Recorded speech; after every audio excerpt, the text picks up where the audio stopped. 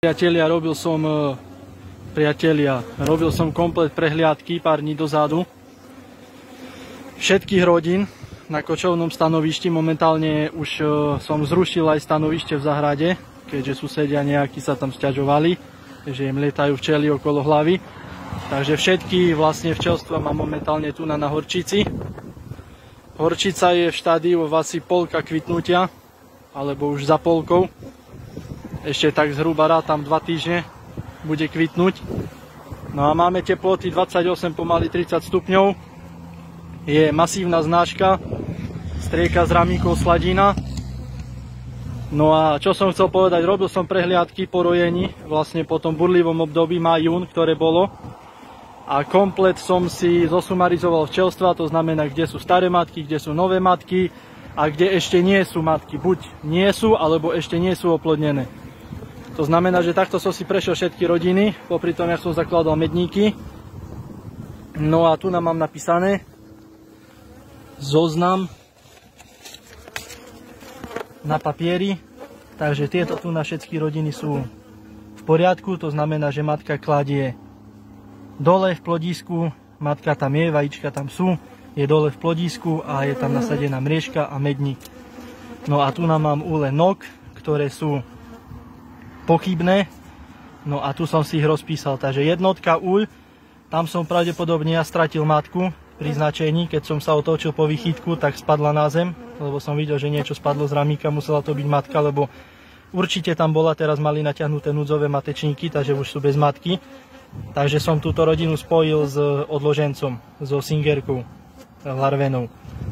Desiatka úľ, tie sa rojili 10. júna, to som bol tu na včelnici, takže tam ešte není oplodnená matka, ale matka tam je, len ešte není oplodnená, takže zatiaľ som vybral materskú mriežku a vlastne založím ju, až keď sa oplodní matka, urobím plodísko.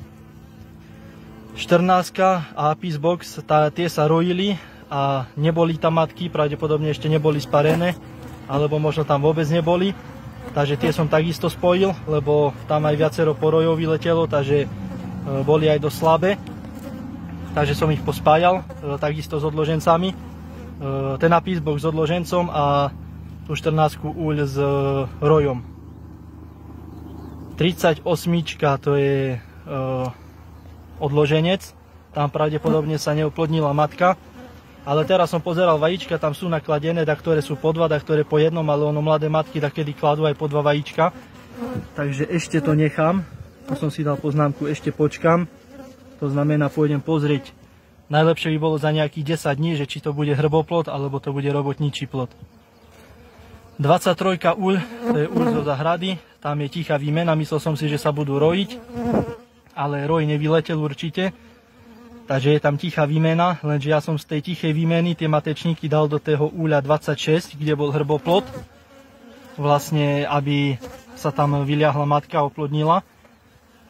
No a teraz neviem, že či v tej 23, tým, že som odobral matečníky, tak či tam ostali nejaké matečníky, alebo či tá matka nejaká sa vyliahla. Takže som tam tiež vybral materskú mriežku a vložil rámik s plodom z inseminovanej rodiny. 5. rámik medníku. Teraz som na ten 5. rámik pozeral a nemajú tam natiahnuté misky, no síce je to iba jeden deň, ale ono vidno už potom aj po jednom dni, keby nemali matku, že misky tam majú zrobené. Takže tá matka z tichej výmeny bude, len treba počkať takisto, kým sa oplodní. Takže vlastne tu mám vypísané tie rodiny, ktoré budem kontrolovať a vlastne tieto ostatné všetky 29 rodín sú na poriadku, tam matky kladú tak, jak majú. Takže takto to vyzerá. Tu na už mám väžu zrobenú, lebo už nemám kde dávať také odkladať. Tu ešte aj na zemi mám odplodňáky, už nemám palety, kde by som rozložil takéto záložné ulíky, ktoré mám v prípade potreby. No a tu bol ten roj, ktorý som spájal s tou rodinou číslo 14. No a sa tu vracalo hodne lietavok zo znášky, tak som sa rozhodol, že tu uľ nechám. Vlastne je to preleták teraz ako keby.